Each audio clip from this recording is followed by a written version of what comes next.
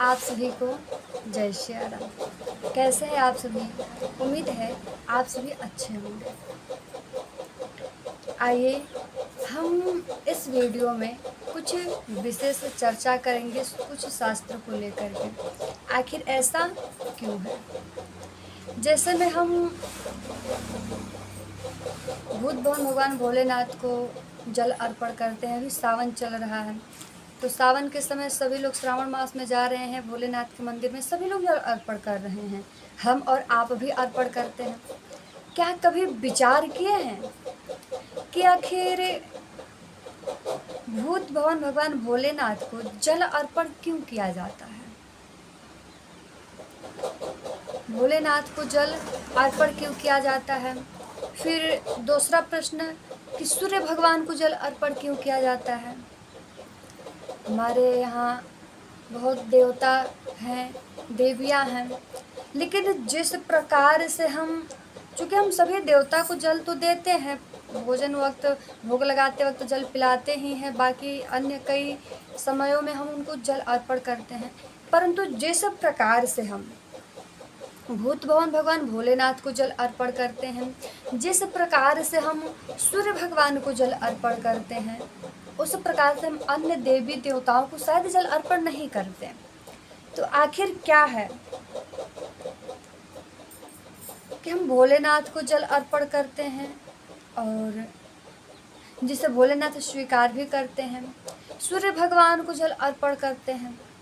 इसका कारण हम इस वीडियो में जानेंगे, तो आप सभी भी इस वीडियो के अंत तक बने रहिए और हम इस बात को पता लगाएंगे। शास्त्र का बात भी इसमें रखा जाएगा, अपने अपने भाव को भी रखा जाएगा, जिसमें हम अपने भाव को तो आप लोगों को स्पष्ट रूप से बताएंगे ही, अभी आप हमको देख पा रहे हैं, लेकिन इसी प्रकार से आपको अगर जो पता होगा आप भी इस वीडियो में कमेंट के माध्यम से आप हमें बताएंगे, ताकि शायद जो हमें नहीं पता हो वो आपके बताने से हमें पता हो जाएगा, है ना? तो कमेंट में बताएंगे कि आपका क्या भाव है। बाकी जो शास्त्र से है उसको कोई है ना हम काट सकते हैं ना आप काट सकते हैं, उसको तो रखा जाएगा, लेकिन आप किस प्रकार से इस चीज़ को जानते हैं आप भी वीडियो में कमेंट करके बताएंगे।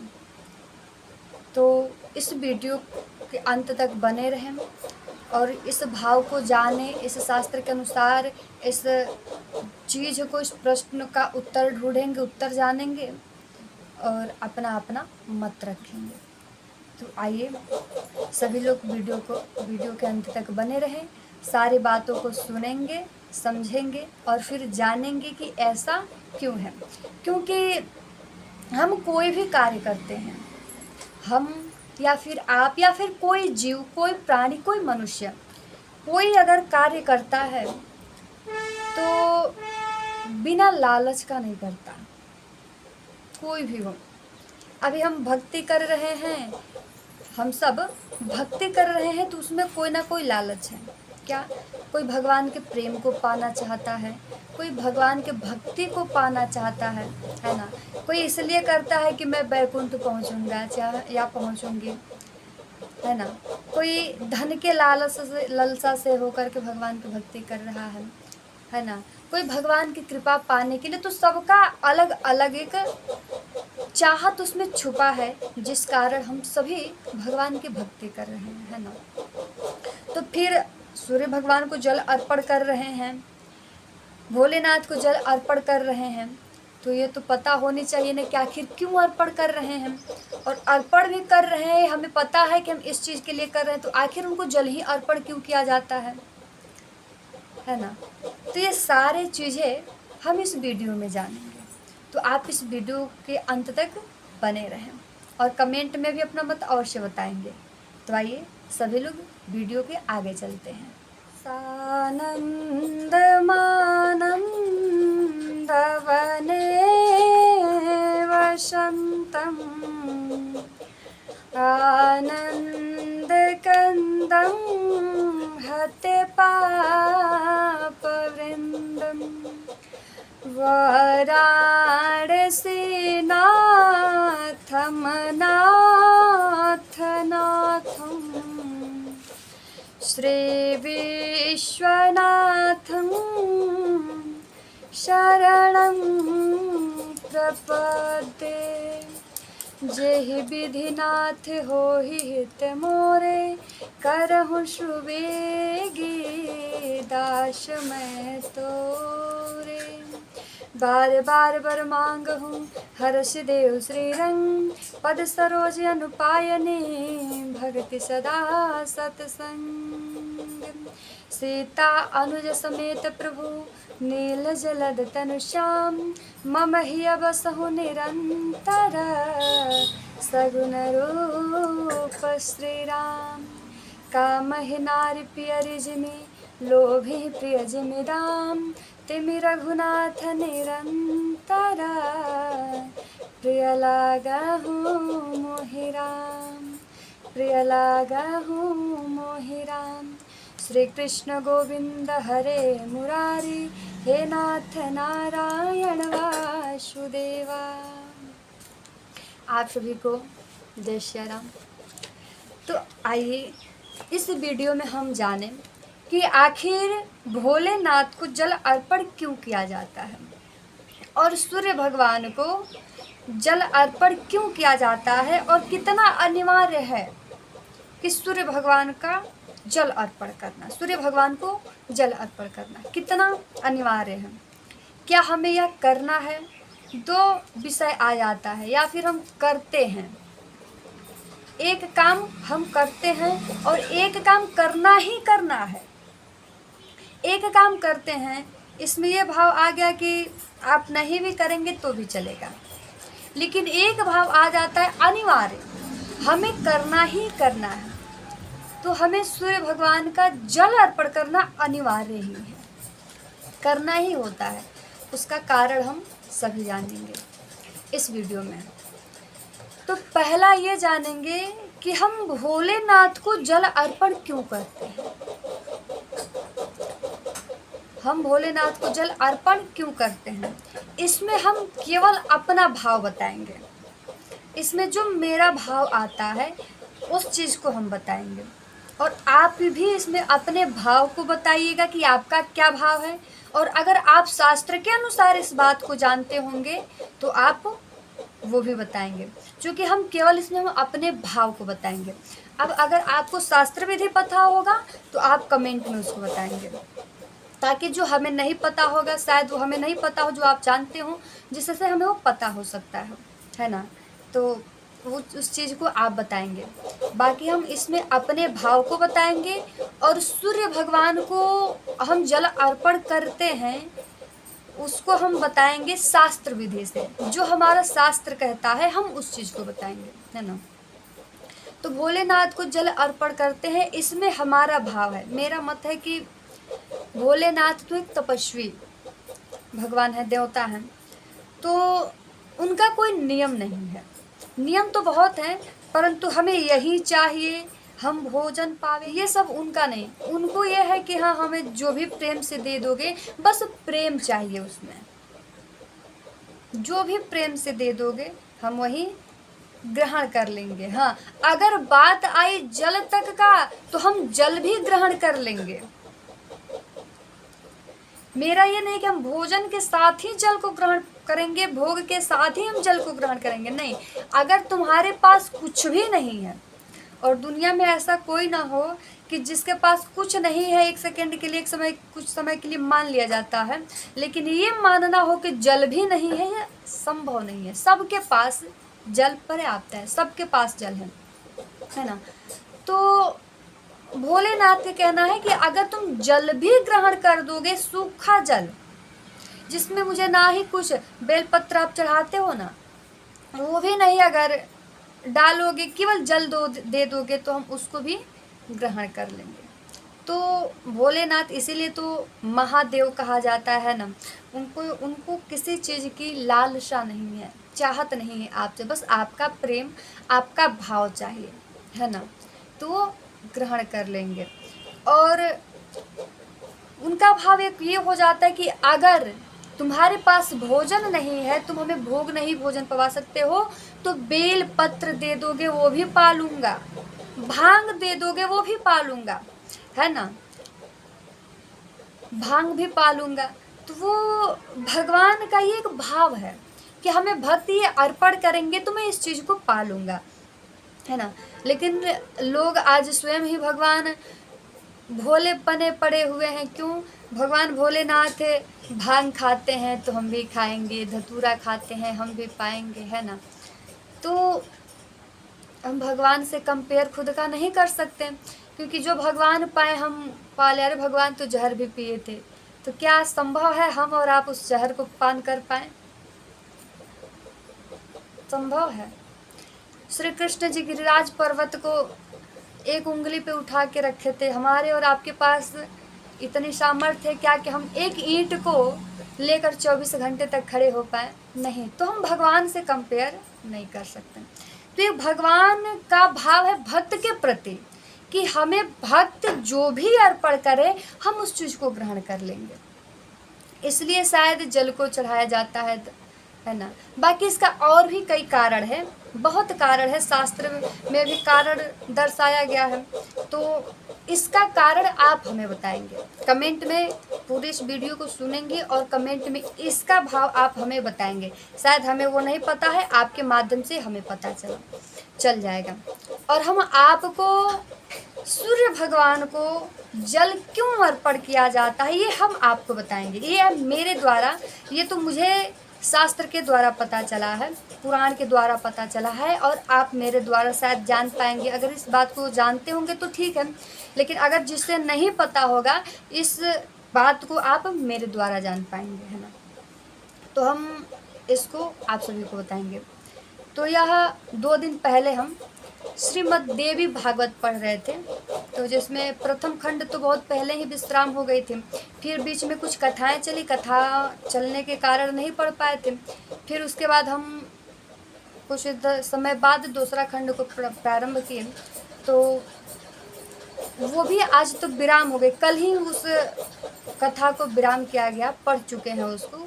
आज कल का दूसरा खंड भी विराम हो गया है पूर्ण, जिसमें हम 12वें खंड में जहाँ पर संध्या विधि बताई जा रही है, संध्या करने का विधि, उसमें श्रीमद् देवी भागवत में 12वें स्कंध में ये बताई जा रही है। किसमें?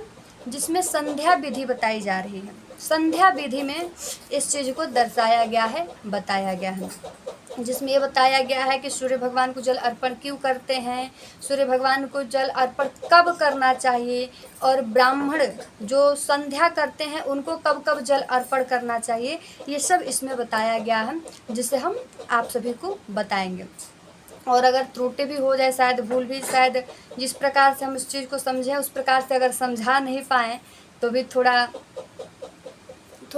आप समझने का प्रयास करिएगा, है ना।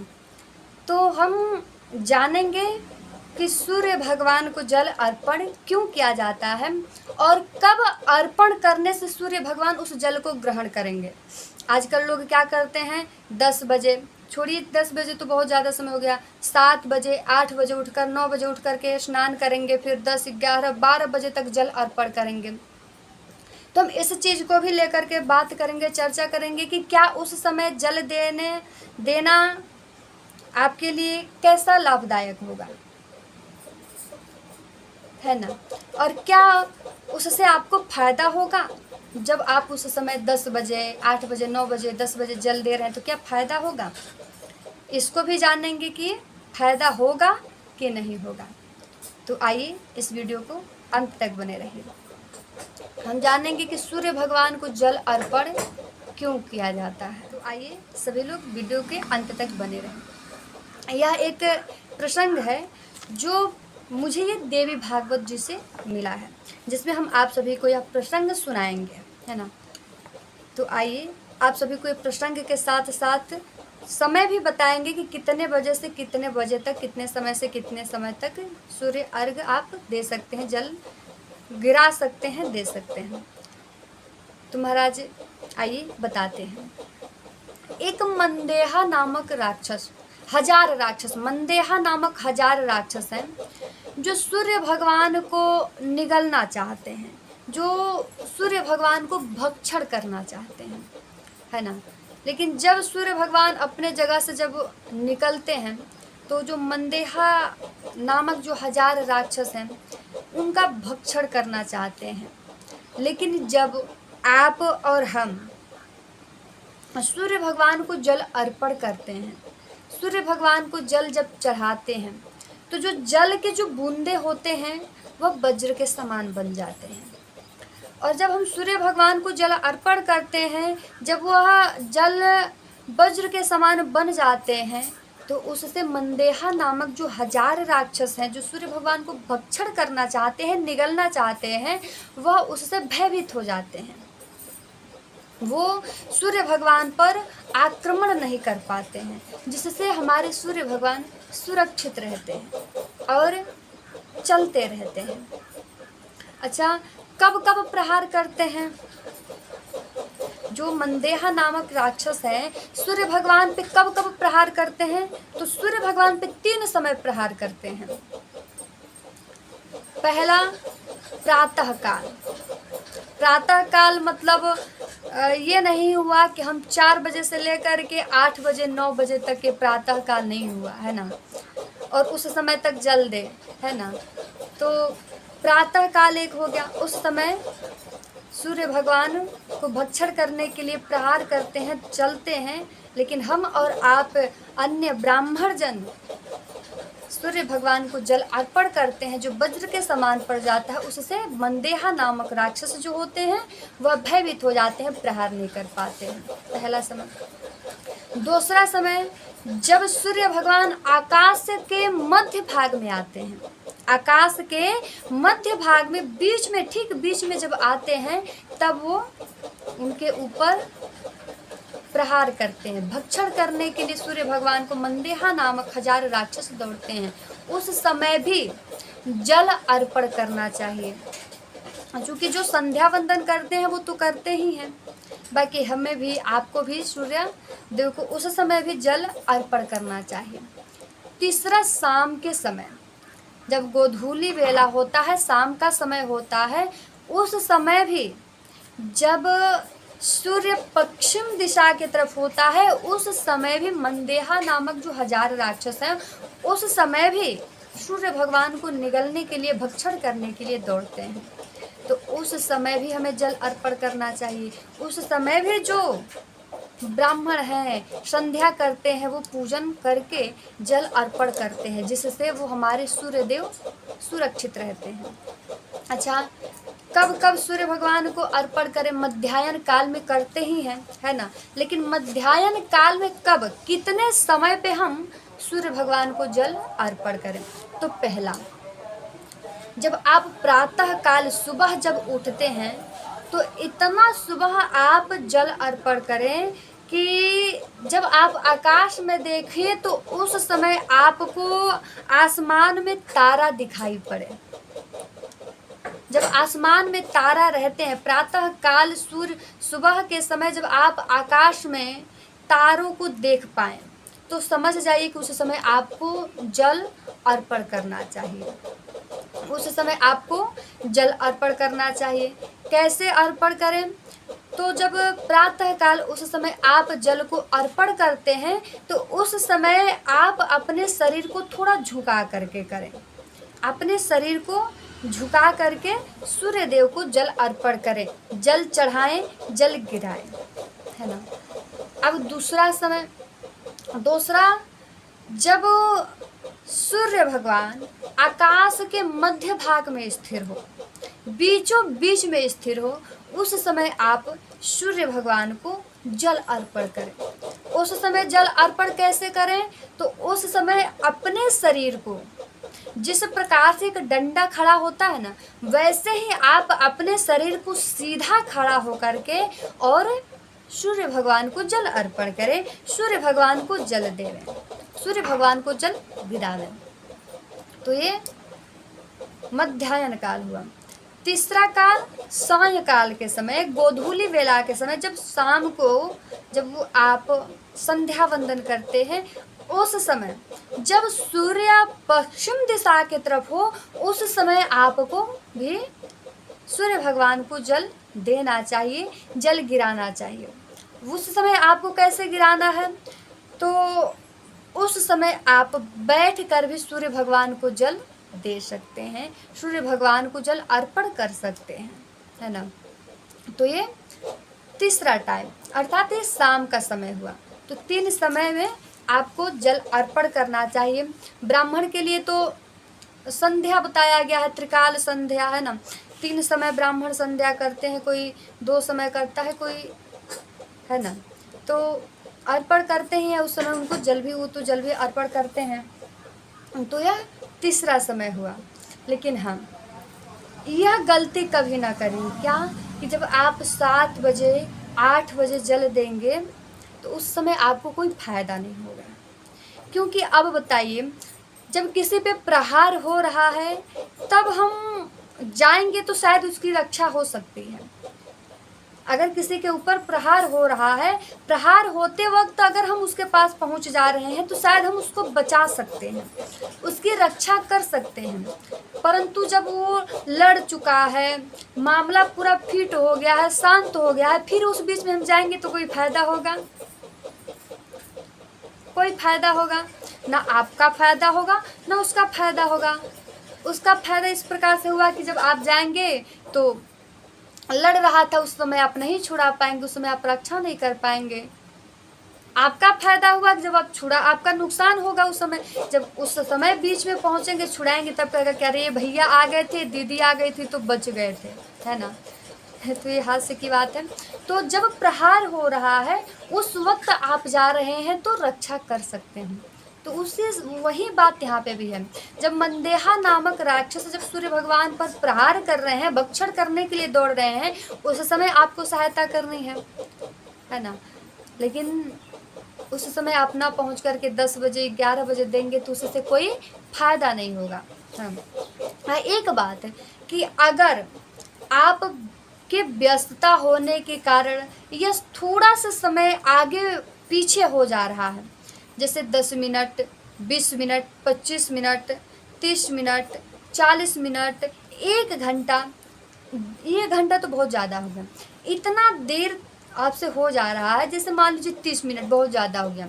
30 मिनट तक अगर आप किसी कारणवश व्यस्तता में फंसे हुए हैं, व्यस्त हो गए हैं, उस समय आप प्रातः काल, मध्याह्न, सायंकाल अगर जल अर्पण नहीं कर पाते हैं तो उस समय आपको प्रायश्चित कर लेनी चाहिए, क्षमा प्रार्थना कर लेनी चाहिए।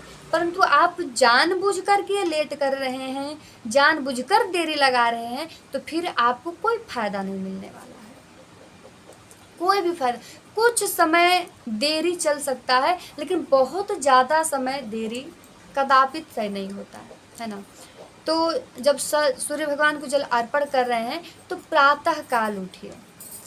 हाँ, 10 मिनट, 5 मिनट, आधा घंटा तक लेट हो सकता है, परंतु उससे ज़्यादा आप देरी कभी भी ना करें।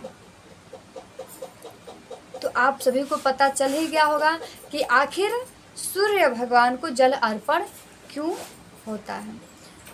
और आप जो पहला प्रश्न था कि हम भोलेनाथ को जल अर्पण क्यों करते हैं, ये आप सभी हमको बताएंगे, कमेंट के माध्यम से आप हमको बताएंगे, लिख करके आप उस पर सेंड करेंगे, जिससे हम भी उसको पढ़ सकेंगे, जान सकेंगे।